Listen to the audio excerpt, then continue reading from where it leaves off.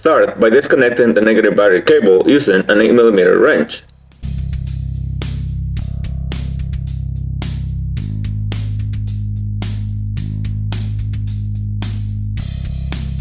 Next, raise the front of the truck using a floor jack and place jack stands under the frame for safety.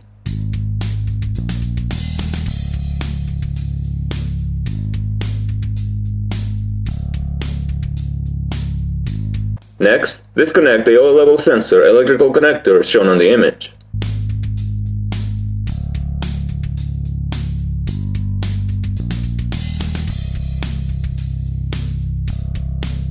Next, remove the two starter bolts using a 13mm socket, an extension, and a ratchet, and slide the starter back. Just set it on the frame. Take note that it's not necessary to disconnect the cables from the starter, and it's also very important to note that it is extremely important that the negative battery cable is disconnected so nothing shorts out.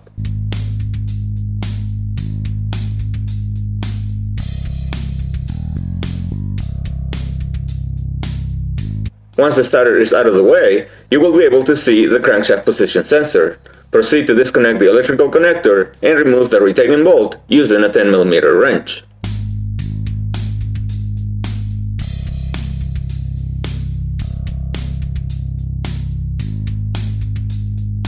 Once the electrical connector is disconnected, pry it gently using a flat screwdriver in between the engine block and the metal bracket of the sensor and remove it.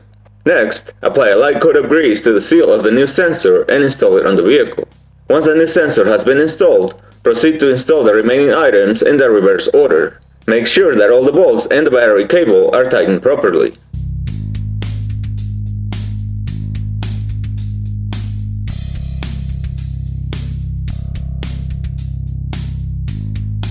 Next, start the engine, let it run for about a minute and turn it off.